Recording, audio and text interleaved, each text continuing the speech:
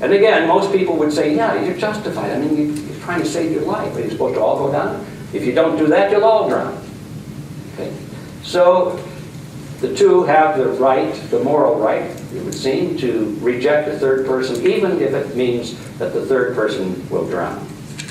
The collectivist says that the reason the two have the right to push the third person away is because there are two of them. It's two against one. The individualist says, yes, they do have a right to push the third person away, but not because there are two of them, because each of them individually has that right to do. If originally the life ring could only support one person, then each of them would have been justified ethically, morally, to come back with each other to see who was going to survive.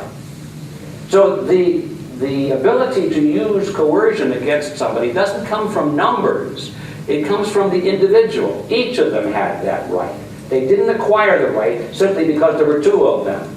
And you can amplify that to the lifeboat analogy, where there are 10 people in the boat, here comes the 11th person. It doesn't change it. The numbers don't change. Each person in the boat had a right, if necessary, to push another person away.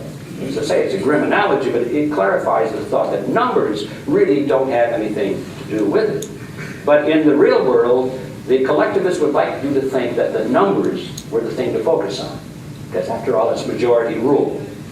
Well, where do we go with that one? There's so many things I want to say on this.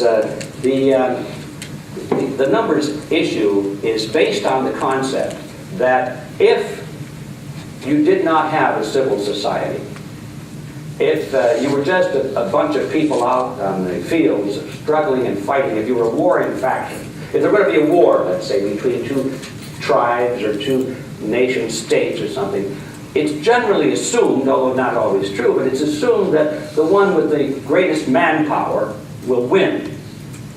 And that's often been the case, as a matter of fact. When armies were marshaled on the field, the greatest drive was to create the appearance of the largest army, even though the number of fighting men might be quite small. They had to get a lot of non-fighting people out there in the front lines to intimidate the opposite side. They could say, oh my gosh, we cannot win with all of those people. It always became a question of size. And quite often the battles were determined without having to fight, because they said, oh, you win, you've got the bigger army.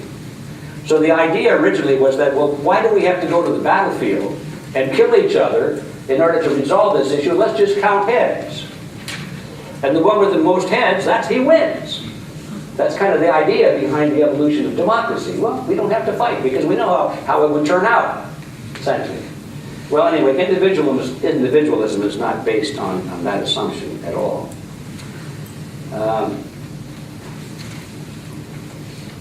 We assume that the government has the right to do things because we give it the right. That's what individualists believe. Everything the government has the authority to do, they derive from the people. And I think most Americans especially would go along with that concept. But if they think it through, we have a problem. Because there are limits as to what each of us as individuals can do to coerce our neighbors.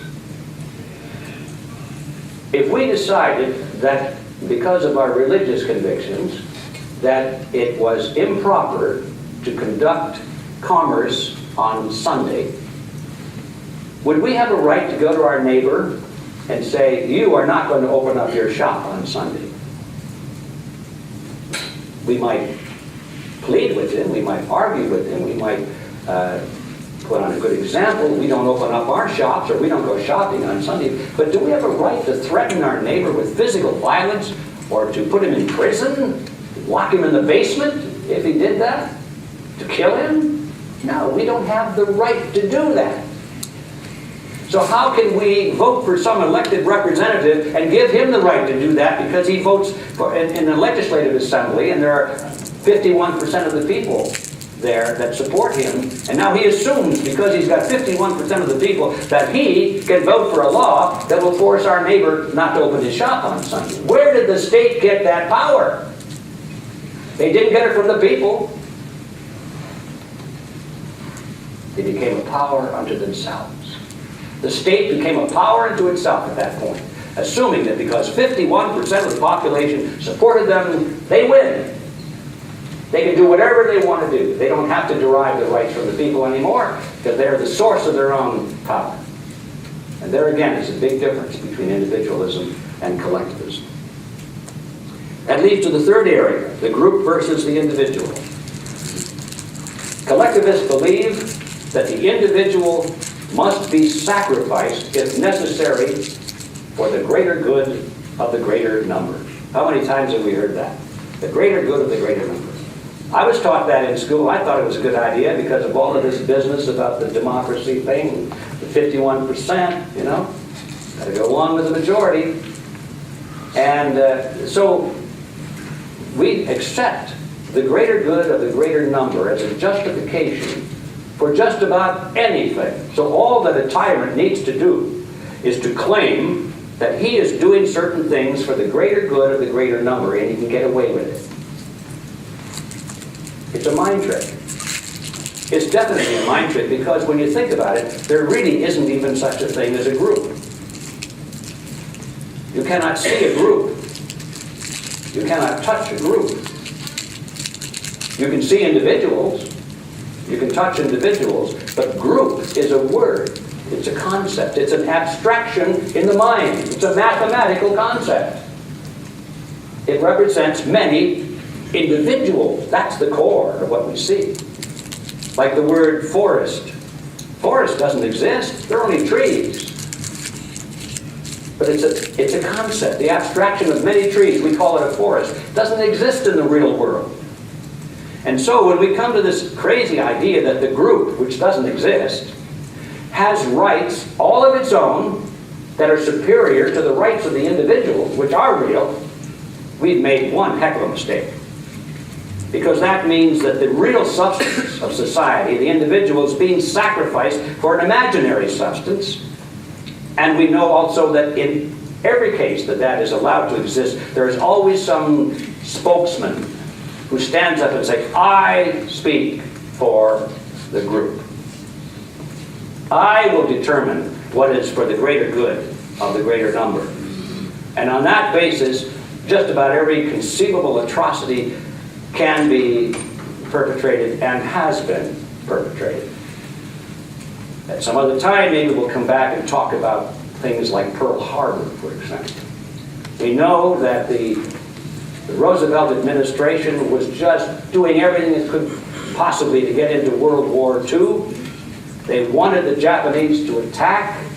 They made it easy for the Japanese to attack. They cleared the sea lanes so that when the Japanese armada was steaming toward Pearl Harbor, they knew the day it left, the minute it left. They got the radio communication. They cleared the sea lanes so that no fishing vessels or any military vessels would see the armada approaching, because, you know, if some merchant ship had been out there in the Pacific, they would have seen all these aircraft carriers and battleships, and they would have gotten on the phone or on the radio and said, you know, SOS, SOS, something big is going down here. And the word would have gotten out, and of course then there would have been no surprise attack. The Americans had decoded the Japanese secret messages. They knew every detail of the planned attack right to the hour of the attack.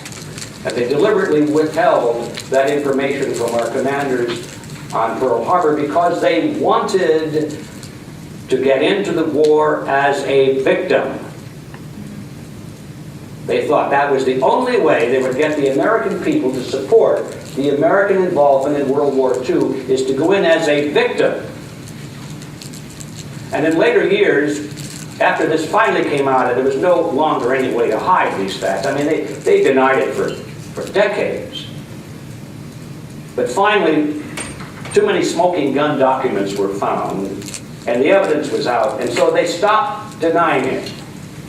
And then they changed their tune. The historians and the defenders of the established quo began to say, wasn't that an act of brilliant statesmanship on the part of Franklin Delano Roosevelt? Because he knew that the American people were too dumb to appreciate the value of getting into the war. They were too dumb to know how important it was to be at the peace table at the end of the war and to be involved in creating